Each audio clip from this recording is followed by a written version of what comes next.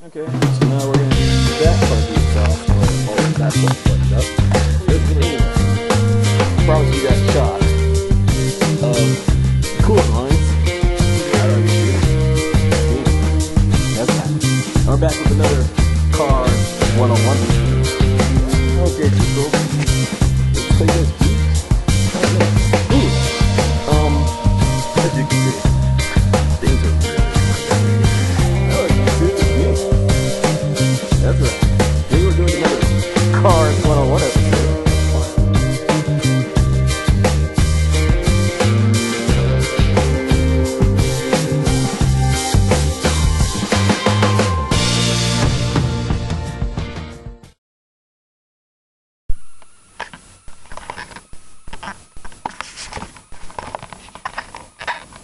Hi YouTube, it's me, Nezrak, and I was fixing you guys right now. Hi YouTube, it's me, Nezrak, and we're back with another Cars 101 episode. Today we are talking about your cooling system. Now this is kind of a difficult video to make because there are different components to a car's cooling system, and I need to explain them to where you guys can comprehend what's happening, okay? So first off, let me say that there's two primary types of cooling systems. One isn't even in use today. I can't think of a single vehicle with it, sold in the States at least. Even in Europe, the UK, there's very few vehicles that have it, okay? I think the Tata is like the only car that has it. But anyway, there's an air-cooled system. It's in use in older vehicles. These vehicles are Volkswagen Beetles, old Subarus, old Hondas, stuff that we didn't really get until like people started importing them. Except with the exception of Volkswagen, everybody loved Volkswagen. But these air-cooled systems are a completely different video that I already have filmed. I'm going to post a link in the description for that video, so that way if you guys are interested in learning about that, interested in purchasing a Volkswagen or an old Subaru, something like that, you can understand how the cooling system works, okay? So, that's done, out the way. Let's talk about your cooling system.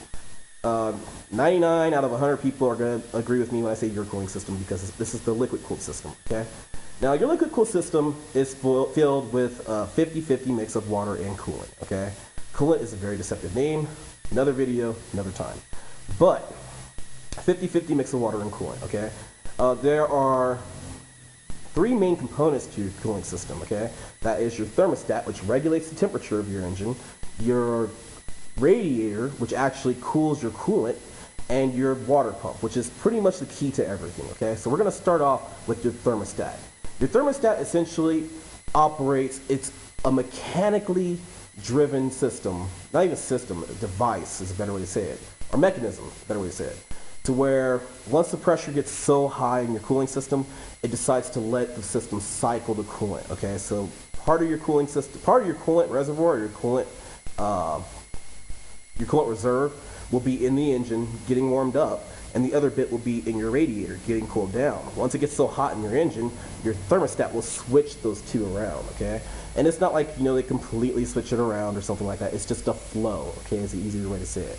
It switches the flow around to where you get fresh, cool coolant in there for the engine to heat it up again and the process to restart itself, okay?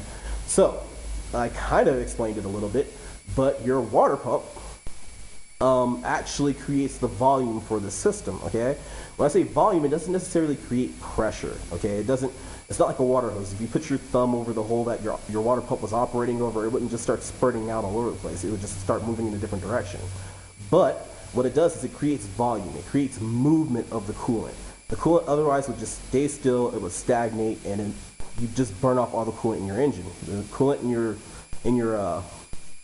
what's it called? Your radiator would be just fine, but the coolant in your engine would boil off, okay? Now, so the water pump creates pressure. It creates volume there. So once it gets so hot, when the thermostat opens, it'll push it straight through, okay? Now, as far as your radiator goes, your radiator does two things.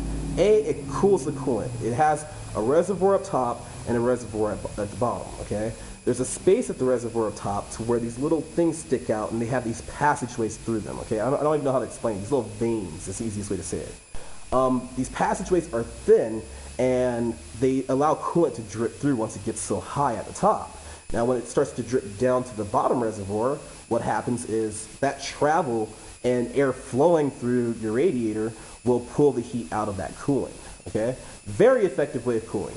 Now, another thing, the second thing that your radiator does is it holds pressure in the system. Your radiator cap is very important. A lot of people overlook it, but I wanted to touch on this so that way you guys understand why you see on your vehicle you use genuine parts, especially for your cooling system.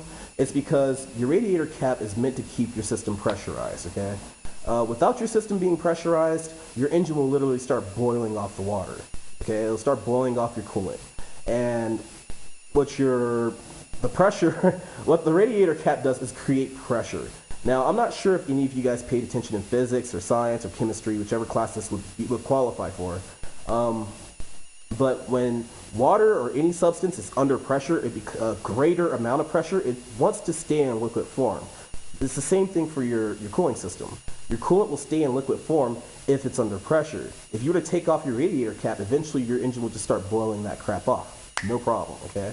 So that's what your radiator, the radiator cap, that's why you always see use Toyota genuine parts or Ford genuine parts, because the cheap ones don't do as good of a job as maintaining that pressure, okay? Now, lastly, this can be a completely different video, but I think we have time. We do have time, 2 minutes. So, lastly, another thing that I didn't mention, because I wasn't sure if I was going to have time explaining this, is your heater core, okay? Your heater core is part of your cooling system, okay? There's a tube that connects to your heater core through the firewall, and there's another tube that goes out, and it just cycles in and out of your heater core. What does your heater core do? When you turn on your heater, think about it. This is attached to your cooling system, extremely hot, 180-degree liquid flowing through that system.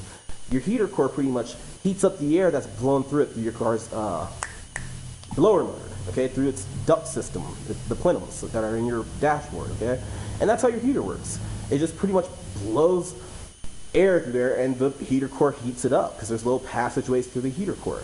So in essence, your heater core is just a small radiator, except it really isn't meant to regulate heat, it's meant to generate heat. But if you were savvy, and you probably are if you're watching my videos, you can actually use your heater core to cool down your system, and your heater to cool down your system. If your car starts to run a little bit hot in the summertime and you turn on your heater, it'll actually cool it down a little bit more. Not a whole bunch, but it'll cool it down to a point to where it's not so detrimental. It won't just skyrocket up, okay? So I think that's it, and that's all the time we have. Wow, 30 seconds, perfect. That's all the time we have for this episode of Cars 101. This is Nezarek. I hope you guys enjoyed it. Feel free to like and subscribe. I hope I didn't talk too fast, but there is a lot to get through in this video, and I've been trying to make it for a while. So anyway, hope you guys enjoyed it. Deuces.